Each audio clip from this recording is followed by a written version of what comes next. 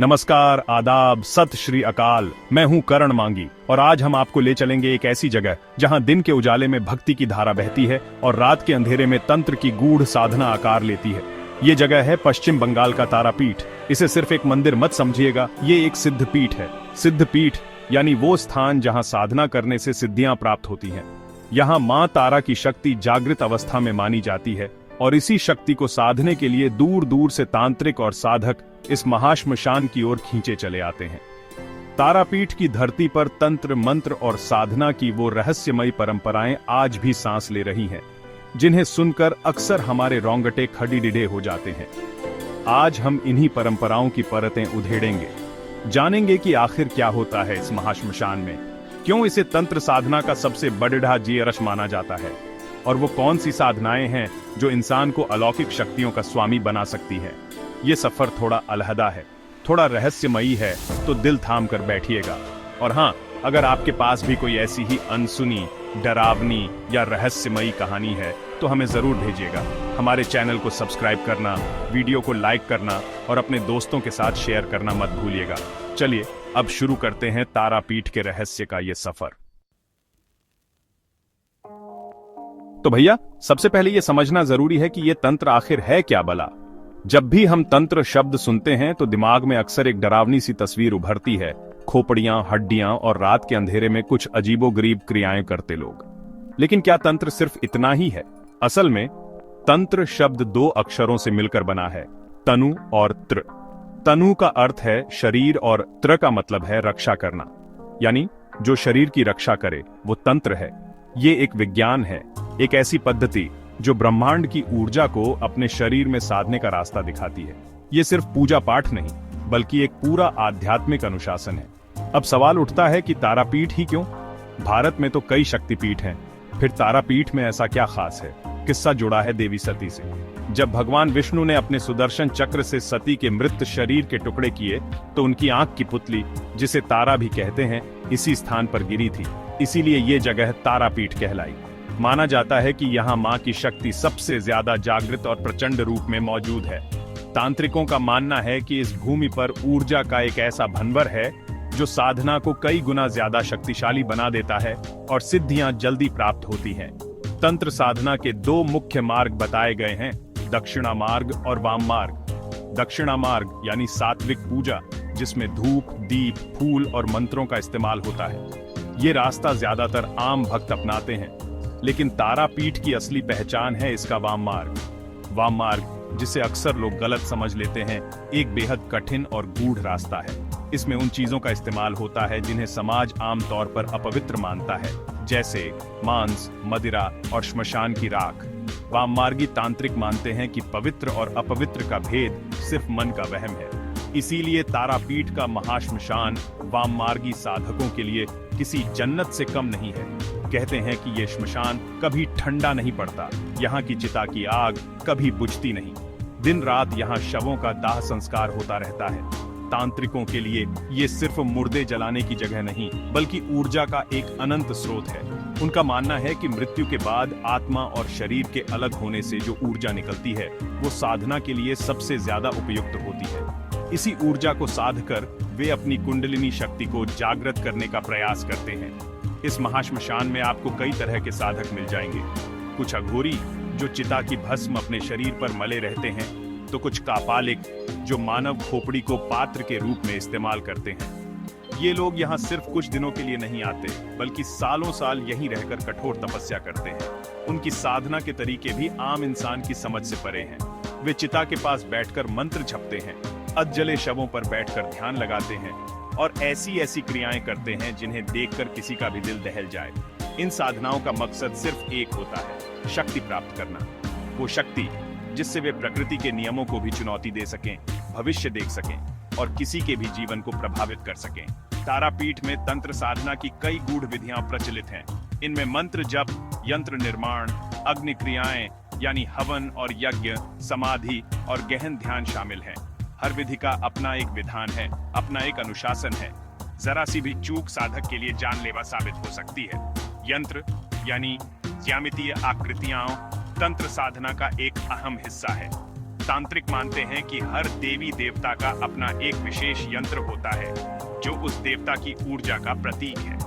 तारापीठ में मां तारा का यंत्र बनाकर उसकी पूजा की जाती है। इस यंत्र पर ध्यान केंद्रित करके साधक ब्रह्मांड की उस विशेष ऊर्जा से जुड़ने की कोशिश करता है। ये यंत्र कागज, भोजपत्र या धातु पर बनाए जाते हैं और इन्हें मंत्रों से अभिमंत्रित करके सिद्ध किया जाता है। ठीक इसी तरह मंत्र भी सिर्फ कुछ शब्द नहीं, बल्कि ध्वनि की वो शक्ति है जो ब्रह्मांड में कंपन पैदा करती है। हर मंत्र की अपनी एक फ्रीक्वेंसी होती है। जब कोई साधक किसी मंत्र का लगातार जाप करता है तो वो अपने शरीर की ऊर्जा को उस मंत्र की फ्रीक्वेंसी के साथ मिला देता है। तारापीठ में साधक मां तारा के उग्र मंत्रों का जाप करते हैं ताकि वे उनकी प्रचंड ऊर्जा को धारण कर सकें। ये सब सुनने में जितना आसान लगता है, करने में उतना ही मुश्किल और खतरनाक है। तारापीठ की साधना का एक और पहलू है जो अक्सर विवादों में रहता है और आम लोगों को विचलित कर देता है। वो है बलि प्रथा। मंदिर परिसर में घुसते ही आपको एक अलग सा माहौल महसूस होगा। एक तरफ जहां लोग भक्ति में डूबे मां के जयकारे लगा रहे होते हैं, वहीं दूसरी तरफ एक खास जगह है जिसे बलिवेदी कहते हैं। यहाँ हर रोज सैकड़ों बकरों और मुर्गों की बलि चढ़ाई जाती है। ये नजारा कमजोर दिल वालों के लिए नहीं है। हवा में एक अजीब सी गंध फैली रहती है, धूप, कपूर और ताजे रक्त की मिलीजुली गंध। ये बलि क्यों दी जाती है? भक्तों का मानना है कि मां तारा को रक्त प्रिय है। वे अपनी मनोकामनाएं पूरी करने के लिए मां को पशु की बलि अर्पित करते हैं। उनका विश्वास है कि इस समर्पण से मां प्रसन्न होती हैं और उनकी मुरादें पूरी करती हैं। बलि देने की प्रक्रिया भी पूरी विधि विधान से होती है। पहले पशु को नहलाया जाता है, उस पर हल्दी कुमकुम लगाया जाता है और फिर मंत्रोच्चार के साथ एक ही झटके में उसका सिर धड़ से अलग कर दिया जाता है। इस रक्त को मां की मूर्ति के चरणों में अर्पित किया जाता है। तंत्र साधना में रक्त को ऊर्जा का सबसे शक्तिशाली स्रोत माना गया है। तांत्रिकों का मानना है कि जब किसी जीव की बलि दी जाती है तो उसके शरीर से प्राण ऊर्जा एक झटके में बाहर निकलती है। इस ऊर्जा को अगर सही तरीके से साधा जाए तो इससे कई चमत्कारिक कार्य किए जा सकते हैं। वाममार्गी तांत्रिक इस रक्त का उपयोग अपनी कई गुप्त क्रियाओं में करते हैं। वे इसे अपने माथे पर लगाते हैं, इससे तिलक करते हैं और कुछ तो इसे पीते भी हैं। ये सब क्रियाएं आम समाज के लिए बेहद विभत्स और अस्वीकार्य हो सकती हैं, लेकिन यहाँ एक और चौंकाने वाली बात है। बलि दिए गए पशु के मांस को फेंक नहीं दिया जाता, बल्कि उसे प्रसाद के रूप में पकाया जाता है। जी हाँ, आपने सही सुना। मंदिर परिसर में ही कई रसोई घर हैं जहां इस मांस को पकाया जाता है और फिर भक्तों में प्रसाद के रूप में बांटा जाता है। यहां तक कि मां तारा को भी भोग में मांस और मछली अर्पित की जाती है। यह उन कुछ गिने चुने हिंदू मंदिरों में से एक है जहां देवी को मांसाहारी भोग चढ़ाया जाता है। इस प्रथा के पीछे भी एक कहानी है। कहते हैं कि एक बार मां तारा ने अपने एक भक्त वामाखेव को सपने में दर्शन देकर कहा था कि उन्हें मछली का भोग लगाया जाए। तब से यह परंपरा चली आ रही है। भक्तों के लिए यह मां का प्रसाद है जिसे वे पूरी श्रद्धा के साथ ग्रहण करते हैं। वे मानते हैं कि यह प्रसाद उनके शरीर और आत्मा को शुद्ध करता है और उन्हें मां की कृपा प्राप्त होती है। इस प्रसाद में बलि के दौरान निकले रक्त की कुछ बूंदें भी मिलाई जाती हैं, जो इसे और भी शक्तिशाली बना देती हैं। हालांकि पशु अधिकार कार्यकर्ता और कई आधुनिक विचारक इस बलि प्रथा का कड़ा विरोध करते हैं। वे इसे क्रूरता और अंधविश्वास मानते हैं। उनका तर्क है कि ईश्वर या देवी को प्रसन्न करने के लिए किसी निर्दोष जीव की हत्या करना किसी भी धर्म का हिस्सा नहीं हो सकता। लेकिन तारापीठ के पुजारियों और भक्तों की अपनी दलीलें हैं। उनका कहना है कि यह कोई हत्या नहीं, बल्कि एक समर्पण है। वे मानते हैं कि जिस जीव की बलि यहाँ दी जाती है उसे सीधे मोक्ष प्राप्त होता है और वो जीवन मरण के चक्र से मुक्त हो जाता है। तंत्र की दुनिया में समर्पण का बहुत बड़ा महत्व है। यह सिर्फ पशु बलि तक सीमित नहीं है। एक साधक को अपनी साधना में अपना सब कुछ समर्पित करना पड़ता है, अपना समय, अपनी ऊर्जा, अपना अहंकार और यहाँ तक कि अपने डर को भी। महाश्मशान में साधना करना इसी समर्पण का एक रूप है। साधक समाज से कटकर दुनिया की सबसे डरावनी जगह पर बैठकर अपनी साधना में लीन हो जाता है। वह अपने मन के सारे विकारों को, सारे भयों को अपनी साधना की अग्नि में भस्म कर देता है। ये क्रियाएं, चाहे वो रक्त अर्पण हो या श्मशान में तपस्या, साधक के मन को परखने का एक तरीका है जो इन सबसे गुजरकर भी अविचलित रहता है। जिसका मन शांत रहता है वही सच्चा तांत्रिक कहलाता है। तारापीठ में बलि और समर्पण की ये क्रियाएं हमें तंत्र के उस पहलू से रूबरू कराती हैं जो तर्क और विज्ञान की दुनिया से परे है। ये विश्वास, श्रद्धा और सदियों पुरानी परंपराओं की दुनिया है जिसे समझना हर किसी के बस की बात नहीं। अब बात करते हैं उस शक्ति की जो अदृश्य है लेकिन सबसे ज्यादा असरदार मानी जाती है, मंत्र शक्ति। तंत्र की दुनिया में मंत्रों को ब्रह्मास्त्र माना जाता है। ये सिर्फ अक्षरों का समूह नहीं बल्कि ध्वनि की वो तरंगे हैं जिनमें ब्रह्मांड की ऊर्जा को नियंत्रित करने की क्षमता होती है। तारापीठ में साधना का आधार ही मंत्र है। यहाँ के साधक माँ तारा के उन शक्तिशाली मंत्रों का जाप करते हैं जिन्हें सिद्ध करने के बाद इंसान में अलौकिक शक्तियां आ जाती हैं। तारापीठ का सबसे प्रमुख और शक्तिशाली मंत्र है एयूएम ह्रीं स्त्री हूं फट। ये 5 अक्षरों का मंत्र, जिसे पंचाक्षरी मंत्र भी कहते हैं, माँ तारा का मूल मंत्र माना जाता है। हर अक्षर का अपना एक खास मतलब और अपनी एक ऊर्जा है। एयूएम ब्रह्मांड की आदि ध्वनि है। ह्रीं माया बीज है जो सांसारिक भ्रम को दूर करता है। स्त्रीं शक्ति और स्त्रीत्व का बीज मंत्र है जो सृजन की ऊर्जा को दर्शाता है। हूं क्रोध और संहार का बीज है जो नकारात्मक शक्तियों को नष्ट करता है। और फट का प्रयोग अस्त्र के रूप में किया जाता है जो हर बाधा को भेद देता है। जब कोई साधक इस मंत्र का जाप करता है तो वह इन सभी शक्तियों का आह्वान करता है। यह मंत्र सामान्य पूजा पाठ के लिए नहीं है, यह एक उग्र मंत्र है और इसका जाप केवल गुरु के मार्गदर्शन में ही किया जाना चाहिए। कहते हैं कि इस मंत्र का गलत उच्चारण या गलत विधि से जाप करने पर परिणाम विनाशकारी हो सकते हैं। साधक का मानसिक संतुलन बिगड़ सकता है या उसे भयानक अनुभव हो सकते हैं। इसीलिए इसकी दीक्षा किसी सिद्ध गुरु से ही ली जाती है। महाश्मशान में रात के सन्नाटे में जब तांत्रिक इस मंत्र का जाप करते हैं तो माहौल ही बदल जाता है। उनकी आवाज में एक अजीब सी शक्ति महसूस होती है। वे एक खास लय और गति से मंत्र का जाप करते हैं जिसे पुरश्चरण कहा जाता है। इसमें मंत्र की एक निश्चित संख्या, जैसे 1.25 लाख बार का जाप एक निश्चित समय सीमा के अंदर पूरा करना होता है। ये एक बेहद कठिन तपस्या है जिसमें साधक को कई दिनों तक बिना सोए, बिना कुछ खाए पिए सिर्फ मंत्र जाप करना पड़ता है। इस मूल मंत्र के अलावा भी कई अन्य तांत्रिक मंत्रों का प्रयोग यहाँ की पूजा और साधना में होता है। हर क्रिया के लिए एक अलग मंत्र है। स्थान शुद्धि का मंत्र, आसन शुद्धि का मंत्र, शरीर शुद्धि का मंत्र और यहाँ तक कि बलि देने के लिए भी एक विशेष मंत्र होता है। इन मंत्रों का सही उच्चारण और सही समय पर प्रयोग करना ही तंत्र साधना की सफलता की कुंजी है। ये मंत्र संस्कृत भाषा में हैं और इनके अर्थ बहुत गहरे होते हैं। मंत्र साधना के साथ साथ ध्यान का भी बहुत महत्व है। साधक मंत्र जाप करते हुए माँ तारा के स्वरूप का ध्यान करते हैं। तंत्र ग्रंथों में माँ तारा के 2 रूपों का वर्णन है, एक सौम्य रूप और दूसरा उग्र रूप। सौम्य रूप में वे कमल पर विराजमान, शांत और वरदान देती हुई दिखाई देती है, लेकिन तांत्रिक उनके उग्र रूप की साधना करते हैं। इस रूप में माँ श्मशान में शव पर खड़ी हैं। उनके गले में मुंडों की माला है, उनकी जीभ बाहर निकली हुई है और उनके हाथ में खड्ग और खप्पर है। इस उग्र रूप का ध्यान करना भी हर किसी के बस की बात नहीं है। यह रूप विनाश और संहार का प्रतीक है। साधक इस रूप का ध्यान करके अपने भीतर के अहंकार, क्रोध और वासना जैसे शत्रुओं का संहार करने की शक्ति मांगता है। जब ध्यान गहरा होता है तो साधक को कई तरह के अनुभव होते हैं। उसे अजीब अजीब सी आकृतियां दिख सकती हैं, भयानक आवाजें सुनाई दे सकती हैं, या उसे ऐसा महसूस हो सकता है कि माँ तारा स्वयं उसके सामने प्रकट हो गई है। मंत्रों का प्रयोग सिर्फ साधना के लिए ही नहीं बल्कि अभिषेक और पूजा में भी होता है। सुबह जब माँ तारा की प्रतिमा को स्नान कराया जाता है तो उसे मदिरा से स्नान कराया जाता है।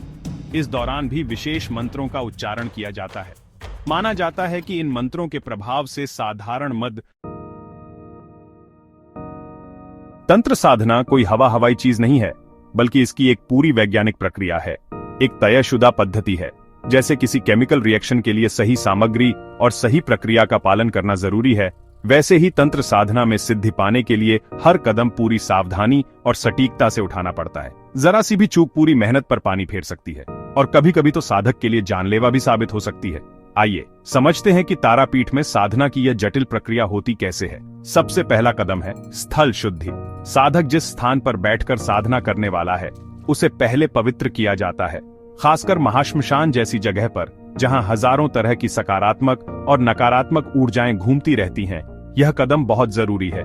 इसके लिए गंगा जल छिड़का जाता है और विशेष रक्षा मंत्रों का जाप करके एक सुरक्षा घेरा बनाया जाता है। इस घेरे के अंदर कोई भी बुरी शक्ति या आत्मा प्रवेश नहीं कर सकती। यह साधक का किला होता है, उसकी प्रयोगशाला होती है। दूसरा कदम है आसन स्थापना। साधक बैठने के लिए एक खास आसन का प्रयोग करता है। यह आसन कुश, एक प्रकार की घास, मृगचर्म, हिरण की खाल या बाघंबर, बाघ की खाल का हो सकता है।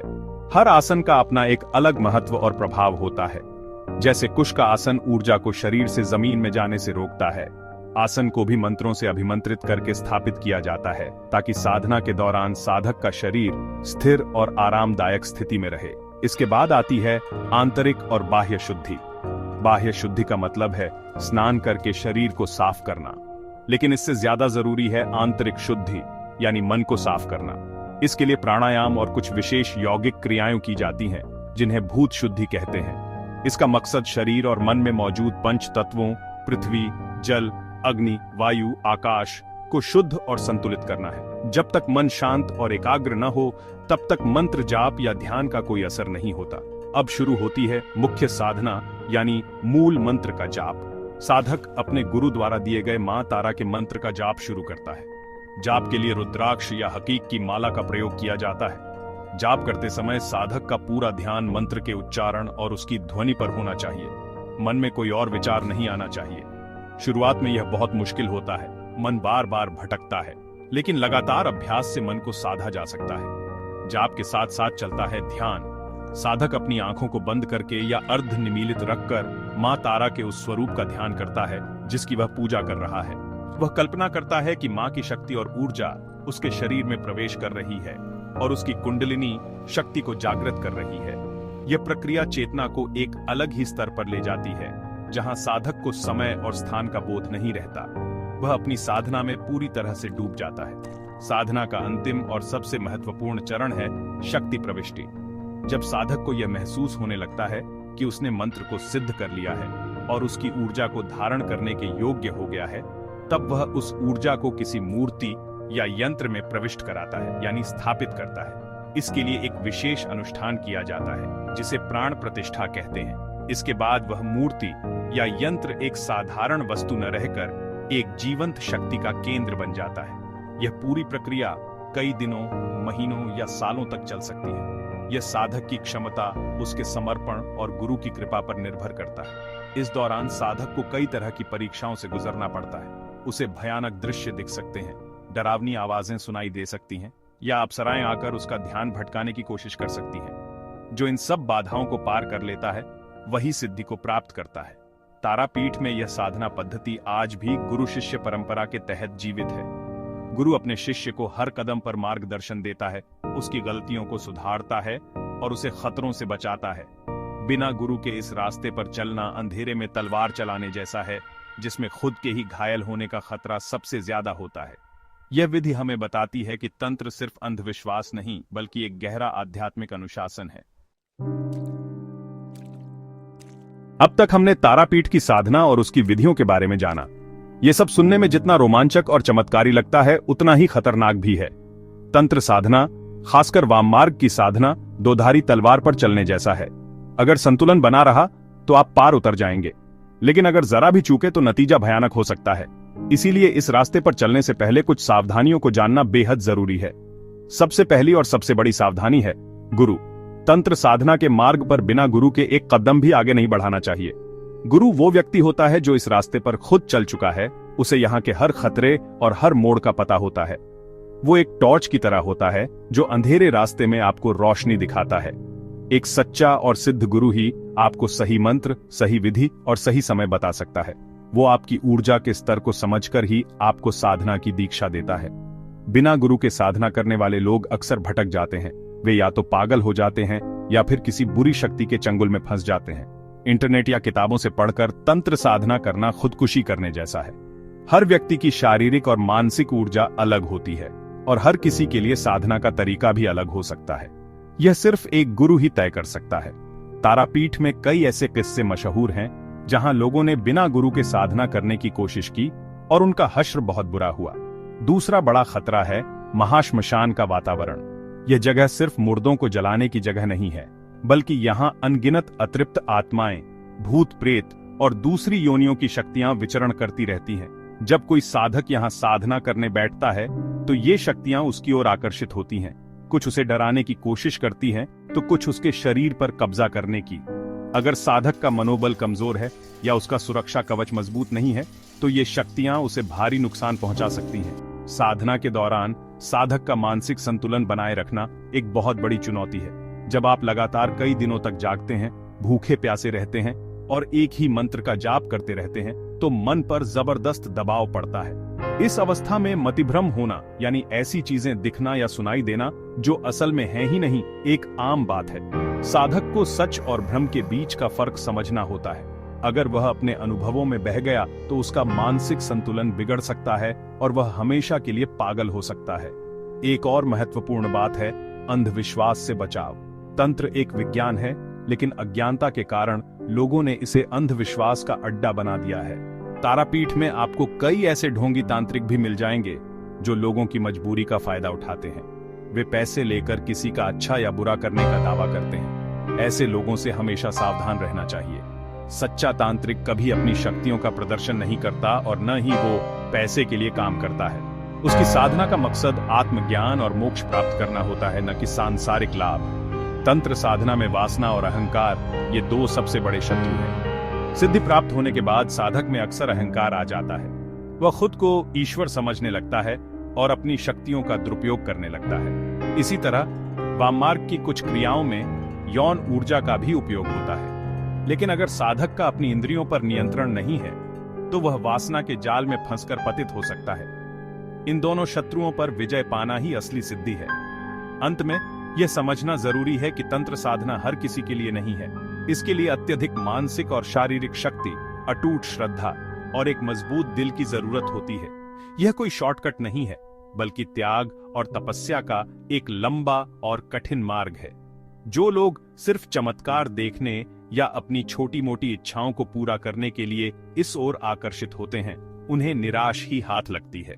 यह मार्ग केवल उन विरले लोगों के लिए है जो सच में अदृश्य की खोज में अपना सब कुछ दांव पर लगाने को तैयार हैं। तारापीठ की धरती ने कई सिद्ध तांत्रिकों को जन्म दिया है, लेकिन एक नाम ऐसा है जिसके बिना तारापीठ का जिक्र ही अधूरा है, वामाखेप। वामाखेप को 19वीं सदी का सबसे बड़ा और सबसे रहस्यमयी तांत्रिक माना जाता है। उनका जीवन और उनकी साधना की कहानियां आज भी लोगों को हैरान कर देती हैं। वामा का अर्थ है बायां यानी वाम मार्ग और खेप का मतलब है पागल यानी वाम मार्ग में पागल। लोग उन्हें इसी नाम से जानते थे क्योंकि उनकी हरकतें आम इंसानों जैसी नहीं थीं। वामाखेप का जन्म एक साधारण ब्राह्मण परिवार में हुआ था, लेकिन बचपन से ही उनका मन सांसारिक चीजों में नहीं लगता था। वे अक्सर तारापीठ के महाश्मशान में चले जाते और घंटों जलती चिताओं को देखते रहते। बड़े होने पर उन्होंने तंत्र साधना को ही अपने जीवन का लक्ष्य बना लिया। उन्होंने महाश्मशान को ही अपना घर बना लिया और वहीं रहकर मां तारा की कठोर साधना शुरू कर दी। उनकी साधना की कहानियां सुनकर रोंगटे खड़े हो जाते हैं। कहते हैं कि वामाखेप अधजले शवों से मांस निकालकर खाते थे, चिता की आग से अपनी चिलम सुलगाते थे और मां तारा से एक बच्चे की तरह बात करते थे, लड़ते थे और रूठते भी थे। एक प्रसिद्ध किस्सा है कि एक बार मंदिर के पुजारियों ने उन्हें अपवित्र मानकर मंदिर से बाहर निकाल दिया। उस रात मंदिर के राजा को मां तारा ने सपने में दर्शन दिए और कहा, तुमने मेरे बेटे को बाहर निकाल दिया है। जब तक वो मुझे भोग नहीं लगाएगा मैं तुम्हारा भोग स्वीकार नहीं करूंगी। अगले दिन राजा खुद वामाखेप को मनाने पहुंचे और उन्हें आदर सहित मंदिर में लेकर आए। वामाखेप ने अपनी साधना से अष्ट सिद्धियों को प्राप्त कर लिया था। अष्ट सिद्धियां यानी वो 8 अलौकिक शक्तियां जिनका वर्णन हमारे पुराणों में मिलता है।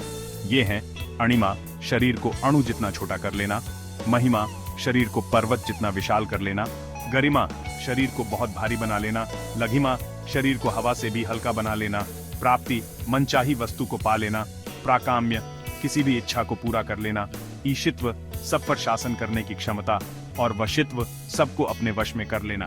वामाखेप के चमत्कारों के कई किस्से आज भी तारापीठ में सुनाए जाते हैं। कहते हैं कि एक बार द्वारका नदी में भयंकर बाढ़ आ गई और वो गांव को डुबोने पर आमादा थी। तब वामाखेप ने नदी के किनारे बैठकर मां तारा का जाप शुरू किया और देखते ही देखते बाढ़ का पानी उतर गया। एक और किस्सा है कि उन्होंने एक मृत बालक को अपनी तांत्रिक शक्तियों से फिर से जीवित कर दिया था। उनकी ख्याति इतनी फैली कि दूर दूर से लोग अपनी समस्याएं लेकर उनके पास आने लगे। वामाखेप जैसे साधक यह साबित करते हैं कि तंत्र साधना अगर सही तरीके से की जाए तो इंसान अपनी चेतना को उस स्तर तक उठा सकता है जहां उसके लिए कुछ भी असंभव नहीं रहता। वो प्रकृति के नियमों से भी परे चला जाता है। तारापीठ के साधक सिर्फ वामाखेप तक ही सीमित नहीं है। आज भी महाश्मशान में ऐसे कई गुमनाम साधक हैं जो चुपचाप अपनी साधना में लगे हुए हैं और जिनके पास अद्भुत सिद्धियां हैं, लेकिन वे कभी अपनी शक्तियों का प्रदर्शन नहीं करते। ये सिद्धियां तंत्र साधना का अंतिम लक्ष्य नहीं है, बल्कि ये रास्ते में मिलने वाले पड़ाव हैं। असली लक्ष्य तो आत्म साक्षात्कार और मोक्ष है, यानी जीवन मरण के चक्र से मुक्ति। जो साधक इन सिद्धियों के मोह में फंस जाता है, वो अपने असली लक्ष्य से भटक जाता है। सच्चा तांत्रिक इन शक्तियों को पाकर भी निर्लिप्त रहता है, ठीक वैसे ही जैसे कमल का फूल कीचड़ में रहकर भी उससे अछूता रहता है। वामाखेप और तारापीठ के दूसरे सिद्ध साधकों की कहानियां हमें तंत्र की अपार संभावनाओं से परिचित कराती हैं।